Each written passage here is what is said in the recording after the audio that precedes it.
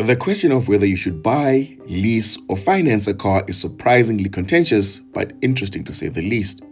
On one hand, you may think that buying a car in cash is the best option because of the peace of mind that buys you. But on the other hand, you may also think that leasing is a good idea because the monthly repayments are so low and you get a brand new car every 3 years. But which option actually works out the cheapest in the long run? Well, let's find out because I've prepared detailed calculations of the associated costs of each option. The first option is the installment sale agreement or hire purchase, which is what we're most familiar with. Simply put, this is a secured loan that allows you to pay off the vehicle in monthly installments at either a fixed or prime-linked interest rate for up to 96 months, and is suitable for someone who wants to keep the vehicle for a very long time. Interestingly, the standard installment sale duration was 60 months in South Africa not so long ago. Then the bank started getting creative and introduced the 72-month loan, then followed by 84 months, and now more recently 96 months. So basically, a matriculant can qualify as a chartered accountant or medical doctor while you're still paying for the same car, which is preposterous. This relaxation of payment periods is one of many indicators of a deteriorating economy and demonstrates a weakening middle class, but that's a topic for another day. Back to traditional finance. Under an installment sale agreement, the purchaser of the vehicle is noted as the owner on the vehicle certificate, which basically means that you possess the beneficial interest to enjoy the use of the vehicle. In tax law, this is often referred to as a use of right or right to use. While on the other hand, the financial institution that lends you the money to acquire the vehicle is listed as the title holder on the vehicle certificate, which is legal ownership, and gives the financial institution the right to repossess the vehicle should you run into financial difficulty in the future and not honor your minimum monthly repayments. This is because the loan is essentially secured by the vehicle. And because you're not the title holder, performance modifications are usually prohibited by the finance house during the period of the contract. It is also compulsory to have comprehensive insurance because the title holder needs assurance that the asset is fully covered against damage, loss, and theft. It is also important to note that two people can have completely different monthly installments because this is based on a variety of factors such as your personalized interest rate, amount of deposit, balloon payment, and the duration of the loan itself. And the second option is leasing, and the type of leasing that we have available in South Africa is similar to what is called a PCP in the UK, where the dealer will buy back the vehicle at the end of the contract at a predetermined price at the inception of the contract. And the leasing option is usually for a shorter period than traditional finance because you're essentially paying for the use of the vehicle over the duration of the contract, and not necessarily paying off the car loan in its entirety.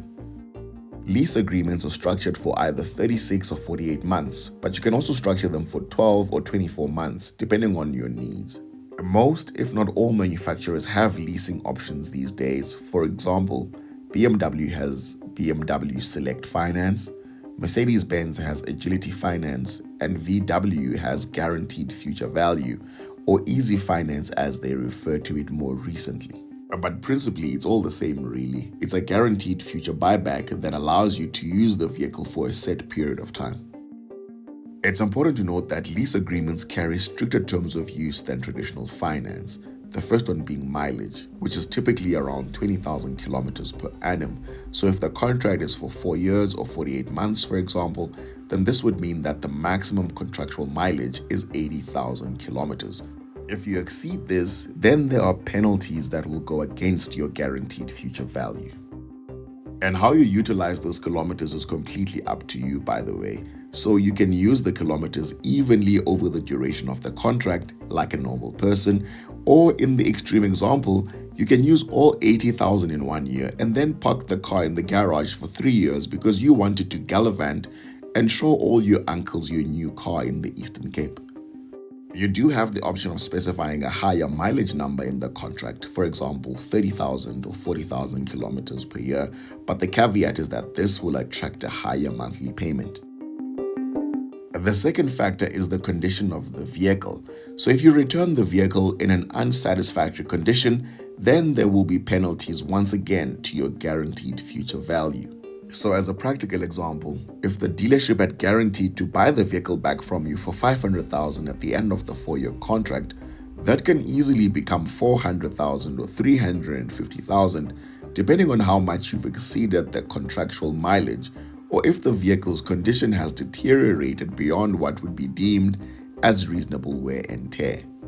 And all of a sudden, you now have 150,000 Rand shortfall to cover, as opposed to just walking away at the end of the term. So, if you're not careful with the lease agreement, you might be biting off more than you can chew. Most leases charge anywhere between 2 and 6 rands per kilometer for every kilometer exceeded, which is primarily driven by the retail price of the vehicle, so you can do the math in terms of what the damage would be on that. The third option that only the top 1% of South Africans can afford to utilize is the cash option, which basically entails obtaining the vehicle contract and the dealership's banking details, and then processing an EFT payment for the full purchase amount. Like the boss that you are, but unfortunately, not everybody has this option. Now, the cash option is a fantastic segue into our actual calculation, because at face value, one might think that this is the cheapest option, but the numbers are going to surprise you. So let's get into it.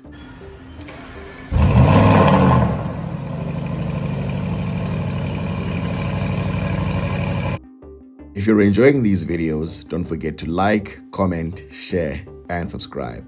It goes a long way in growing our reach. In order to compare apples with apples, we're going to use the BMW 118 for all 3 options in order to determine whether it's cheapest to lease, finance, or buy the car in cash.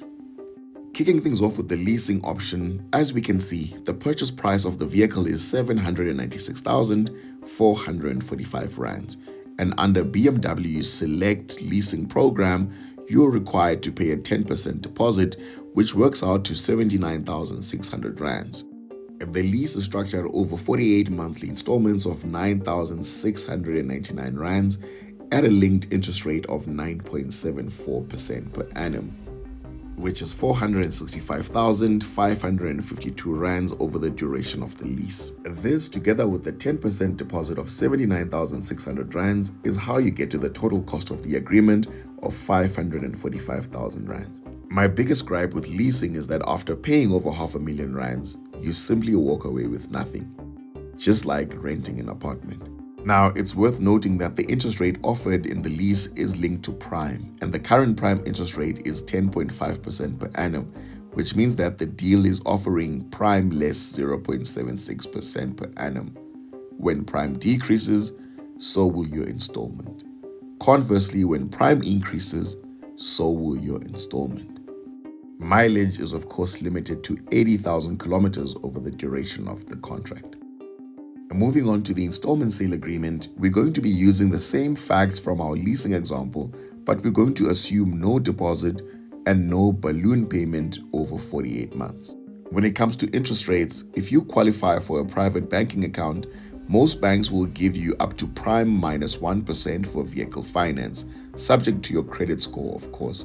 But for the purposes of comparability, we're going to use the same 9.74% per annum as we saw in the leasing example. This will result in a monthly installment of 20,200 rands a month over 48 months and a total outflow of 969,792 rands. At the end of the 4-year period, you will have a paid-up vehicle that you can sell for 500,900 rands, as seen in the BMW Select calculation, which will then result in a net outflow of 468,000 or 76,300 rand less than the leasing option. So at this point, we've established that the installment sale agreement is cheaper than leasing based on our parameters, but let's have a look at cash.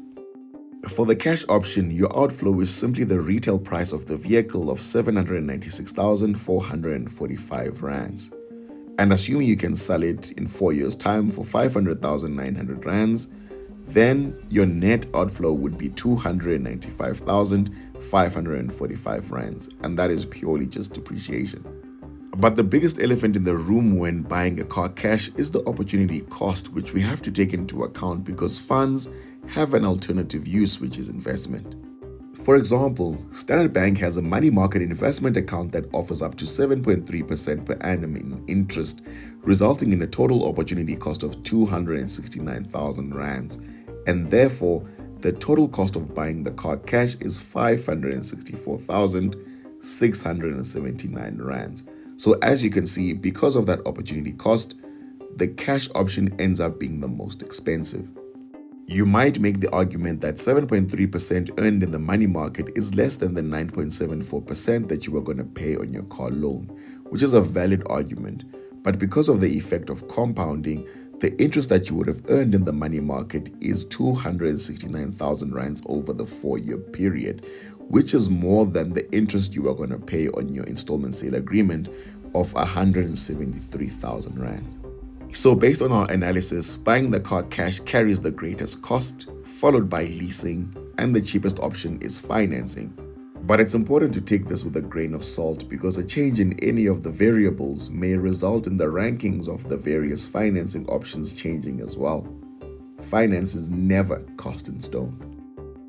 On the other hand, dealerships will always push towards the option that's most favorable to them, so it's quite common to see dealerships pushing customers into lease options because that ensures that they buy a new car from them every 3 to 4 years. And that's also a telltale sign. The option that the dealership wants is often the option that you shouldn't go for. And irrespective of which option is the cheapest, each of them have their unique pros and cons to consider. For the cash option, the biggest benefit is peace of mind.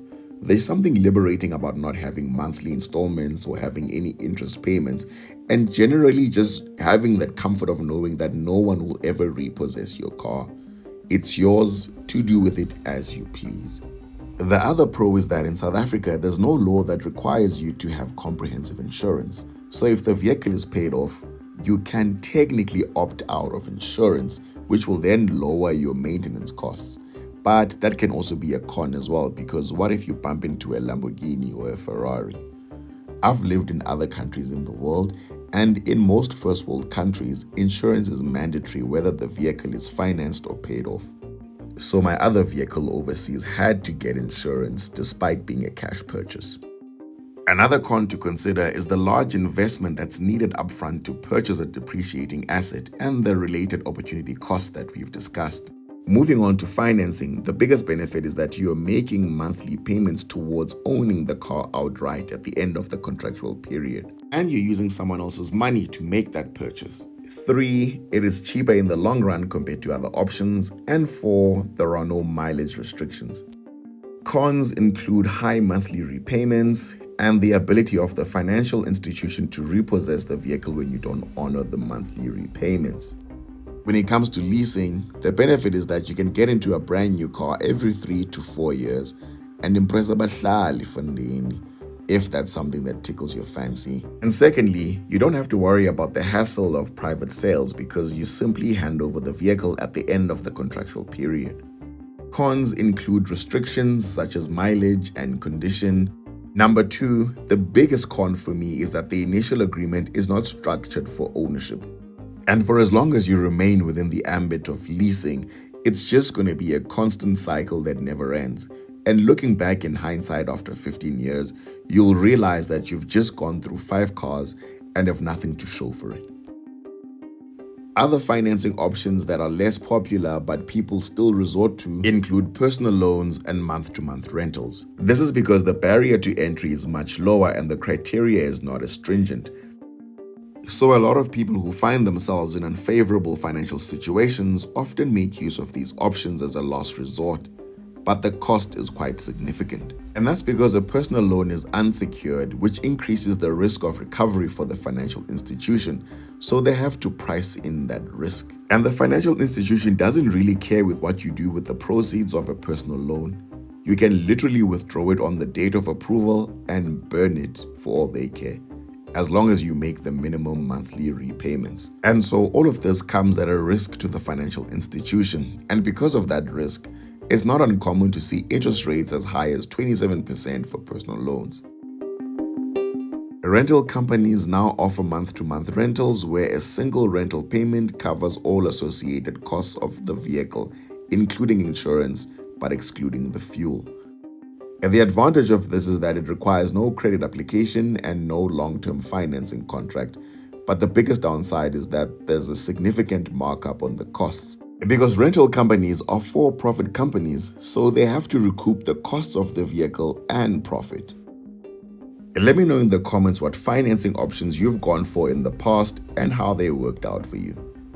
Thank you for watching. Until next time, take care.